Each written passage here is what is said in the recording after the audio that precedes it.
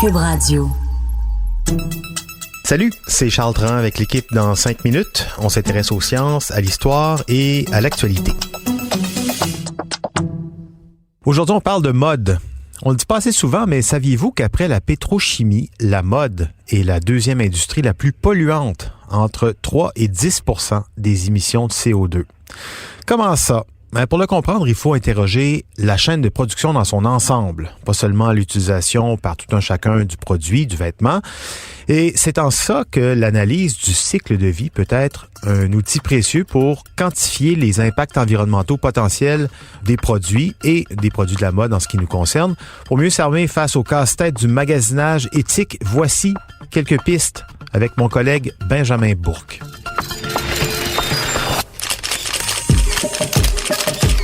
S'habiller, entre effet de mode et de nécessité, c'est aussi être conscient de l'impact social et environnemental de tous ces petits bouts de plantes et des petits bouts d'animaux qu'on porte sur son corps. Pour bien prendre la mesure de ces impacts, notamment de la quantité de CO2 émise pour chaque vêtement, il faut prendre en compte tout le cycle de vie, tout le processus de fabrication, des instruments de labour en Afrique jusqu'à l'assemblage en Chine, en passant par le transport par camion, l'acier pour fabriquer le camion, la quantité d'électricité pour coudre des parties du vêtement, vous comprenez. Pour rappel, l'analyse du cycle de vie intègre 5 grandes catégories. La première, l'acquisition des ressources, donc des matières premières par extraction, approvisionnement. La seconde, la production, donc à l'usine, l'assemblage, l'emballage et donc évidemment les pertes associées. La troisième, la distribution, donc tout ce qui est transport, manutention et entreposage. En quatrième, l'utilisation, donc ce qu'on en fait, l'entretien, la réparation. Et pour terminer, la fin de vie, collecte, valorisation, enfouissement, bien souvent, et le recyclage. Tous ces éléments sont pris en compte pour évaluer l'impact environnemental de tel ou tel produit. Donc, acheter un T-shirt, c'est aussi acheter le charbon qui a permis de fournir l'électricité à l'usine pour le coudre. Produire un manteau équivaut à extraire 110 kg de matières premières. Jeter une paire de chaussures, c'est jeter aussi une partie du kérosène qui a servi au transport par bateau. Les matières premières ont donc un coût environnemental. S'il y a une chose à retenir de ce balado, c'est ceci. Il y a, d'un côté, les composants du produit, donc métal, plastique, coton, laine, et de l'autre, la matière mobilisée, tout ce qu'il a fallu extraire pour arriver au produit final. Par exemple, les fibres synthétiques comme l'acrylique, le nylon, le polyester, le polyamide sont toutes issues de la pétrochimie. Le coton, matière végétale, il faut de l'eau. Il faut de l'eau pour cultiver cette fibre, beaucoup même. Lors de la récolte, pour séparer les fibres des feuilles, on utilise un produit défoliant, toxique. Et ça continue. Certains industriels ajoutent des additifs pour rendre le fil de coton plus résistant. Et lorsqu'on le teint, on le fait par le biais de métaux lourds. Quant aux matières animales, laine, cuir, fourrure, il faut les nourrir, ces bêtes, avec des céréales qu'il faut cultiver et qui sont également consommatrices d'eau, etc., etc.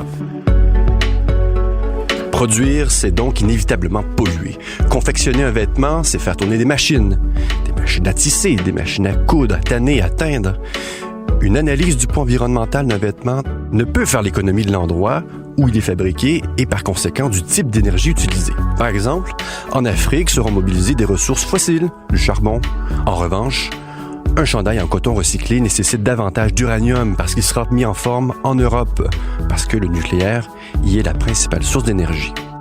Et en fin de vie, dans son cycle de vie, le vêtement est porté, pas toujours, lavé, on l'espère, puis reporté, relavé, repassé et ainsi de suite. L'utilisation de certaines lessives nuit à l'environnement, c'est connu. Des lavages trop fréquents usent les fibres et hop, direction poubelle. Quand le textile contient des fibres synthétiques, elle rejette quant à elle des particules dans l'environnement. Je rappelle que près de 80% de nos vêtements sont jetés. 80%! Alors qu'il pourrait en être autrement. Donc, en résumé, quand vient le moment d'acheter un vêtement, le critère premier à prendre en compte est le choix de la matière première textile et où il est confectionné. Je rappelle que les principales phases contributrices de pollution sont la phase de production des matières premières et l'étape de mise en forme. Bref, tout ce qui se passe avant la sortie de l'usine et non la portion d'utilisation. Retenez en terminant que l'utilisation de fibres recyclées, par exemple, permet de réduire significativement les impacts environnementaux. Raison de plus de réfléchir à 2 fois avant d'investir dans un vêtement neuf. Oui, et le World Resources Institute rappelle que chaque seconde dans le monde, nous brûlons ou enfouissons près de 2600 kilos d'habits chaque seconde. On consomme 2 fois plus de vêtements qu'il y a 10 ans et, parallèlement, on les conserve 2 fois moins longtemps.